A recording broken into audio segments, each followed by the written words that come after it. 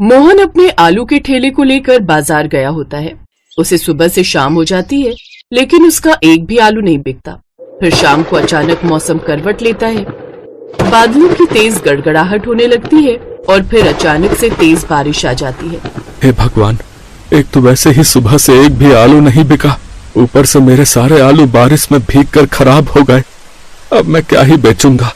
मोहन तेज बारिश में भीगता हुआ परेशान होकर घर की तरफ आ ही रहा था कि तभी सड़क पर बने एक गड्ढे में उसका पैर फंस जाता है और उसके पैर में मोच आ जाती है। मोहन अब उसी हाल में जैसे तैसे अपने ठेले के साथ घर पहुंचता है, लेकिन उसके पैरों से काफी खून निकल रहा होता है। उसकी पत्नी रेखा और 8 साल का बेटा मोंटू और 5 साल की बेटी रिया उसे ऐसे देखते हैं तो वो घबरा जाते हैं। अरे ये क्या हो गया आपको? ये चोट कैसे लगी? बस यूं समझ लो रेखा, जब जिंदगी खराब चल रही हो ना तो कुछ भी अच्छा नहीं होता। ये भी उसी का ही एक नतीजा है। कोई बात नहीं, आप कपड़े बदल लीजिए, फिर मैं दवा कर आपकी पट्टी कर देती हूँ। अब मोहन बेड रेस्ट पर ही रहता है। पहले तो जैसे तैसे घर का खर्चा चल जाता था, लेकिन धीरे धीरे बचत खत्म होने लगी और अब नौबत यहाँ तक आ गई कि घर में राशन भी नहीं रहा। उन्होंने सुबह से कुछ नहीं खाया था। दोनों बच्चे भी उदास बैठे थे। उनको उदास देख रेखा ने उनसे पूछा, क्या हुआ बच्चों, तुम्हारा चेहरा क्यों लटका हुआ है? माँ, बाबा बाहर काम पर नहीं जा सकते और घर में खाने के लिए भी कुछ नहीं है, लेकिन मैं क्या करूँ अपनी इस भूख का? ये है कि बार बार लग ही जाती है। लेकिन कोई बात नहीं माँ, आप उदास मत हो, हम पानी पीकर ही गुजारा कर लेंगे। ये सुनकर रेखा की आंखों में आंसू आ जाते हैं। फिर वो हर जगह काम मांगने जाती है, लेकिन उसे कहीं भी काम नहीं मिलता। वो उदास होकर घर लौट आती है। अपने परिवार की लाचारी देख बिस्तर पर पड़ा मोहन कहता है, मुझे माफ करना बच्चों। रेखा, अपनी इस चोट के कारण मैं काम पर नहीं जा पा रहा और मेरे कारण तुम सबको भूखा ही रहना पड़ रहा है।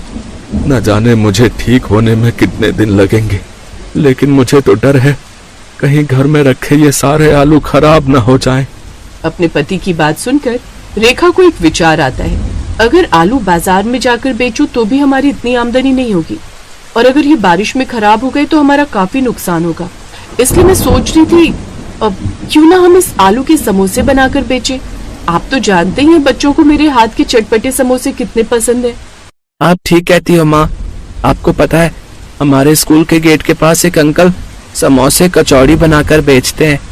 हमारे स्कूल के सभी टीचर्स और बच्चे उससे खरीदकर खाते हैं। एक बार रौनक ने मुझे भी दिलवाया था, लेकिन उसका स्वाद बहुत ही बेकार था।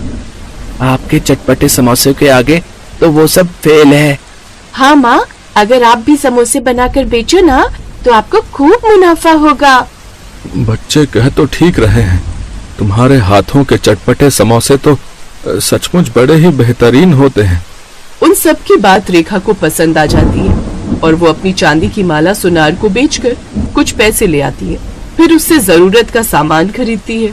फिर अगले ही दिन उन आलू के चटपटो समोसे और साथ में खट्टी मीठी चटनी बनाकर वो बाजार में बेचने चली जाती है। चटपटे समोसे, करारे करारे समोसे ले लो, आइए आइए, और इस बारिश के मौसम में गर्मा गर्म चटपटे समोसे खट्टी मीठी चटनी के साथ खाइए। बहन जी, समोसा लगाना, और हाँ, चटनी ज्यादा रखना है। वैसे कितने का है एक समोसा?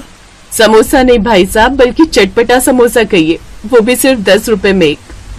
ठीक है, फिर 2 समोसे लगा दो।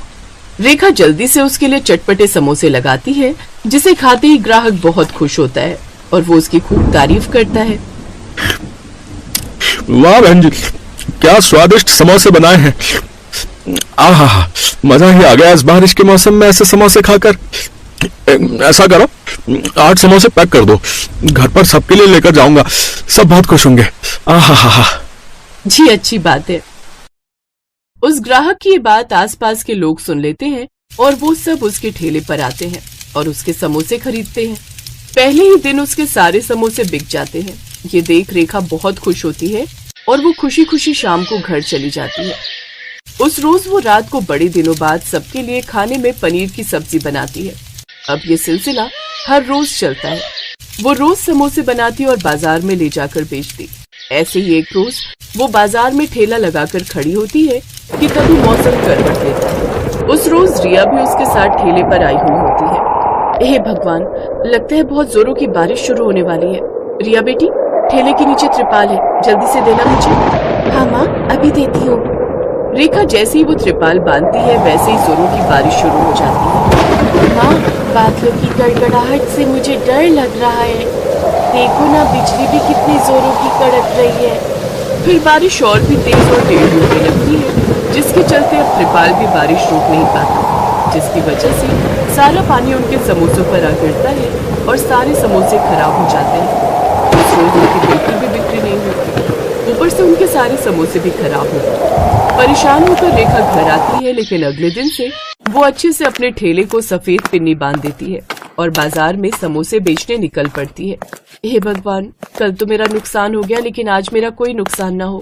लेकिन तभी अचानक तेज आंधी तूफान आता है और एक बड़ा सा पेड़ आकर उसके ठेले पर गिर जाता है, जिससे उनका सारा ठेला टूट जाता है।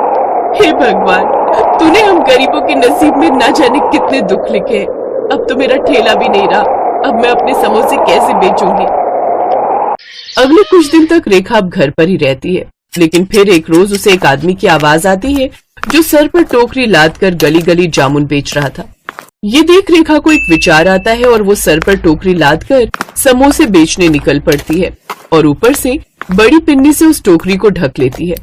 बाहर तेज बारिश शुरू होने वाली थी, लेकिन अपने परिवार का पेट पालने के लिए रेखा सर पर टोकरी उठाए बारिश में समोसे बेचने निकल पड़ती है।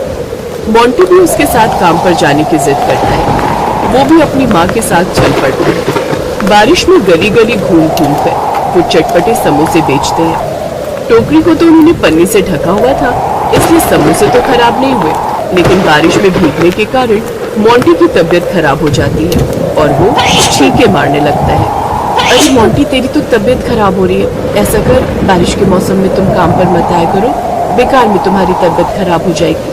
फिर वो दोनों घूमते घूमते रेलवे स्टेशन के पास पहुंच जाते हैं, जहाँ काफी लोगों की भीड़ होती है। अरे, यहाँ तो कितने सारे लोग ट्रेन के इंतजार में बैठे हैं, अब से मैं यही प्लेटफॉर्म पर आकर ही समोसे बेचूंगी। अगले दिन रेखा सड़कों पर घूमने की जगह प्लेटफॉर्म पर जाकर चटपटे समोसे बेचती है, जहाँ कुछ ही देर में लोगों की भीड़ उसके पास लग जाती है और लोगों को उसके समोसे काफी पसंद आते हैं और अब उसकी काफी अच्छी कमाई होने लगती है। बहन जी, आपके चटपटे समोसे तो सचमुच बहुत लाजवाब है। अब मुझे 2 समोसे और चटनी और देना जरा।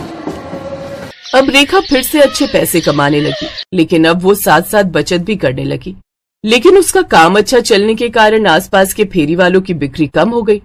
अब चंदू समोसे वाले से कोई भी समोसे नहीं लेता। जब से इस औरत ने अपने चटपटे समोसे बेचने शुरू किए हैं, मेरी आमदनी काफी कम हो गई है। अब तो एक ही आइडिया है, इसको अपने साथ काम में लगा लूं, मेहनत होगी सारी इसकी और कमाई करूंगा मैं। इसी विचार के साथ वो रेखा के पास ये प्रस्ताव लेकर जाता है, लेकिन वो उसे इसके लिए मना कर देती है।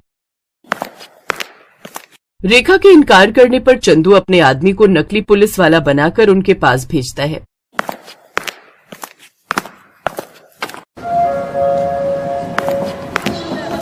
चलो यहाँ से, अब से तुम यहाँ समोसे नहीं बेचोगी।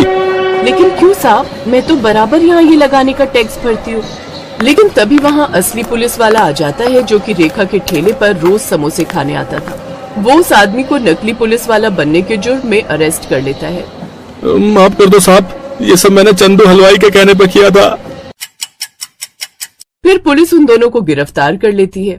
अब रेखा बिना किसी डर के समोसे बेचने लगती है। कुछ दिनों बाद मोहन भी पूरी तरह ठीक हो जाता है और वो भी उसकी इस काम में मदद करने लगता है।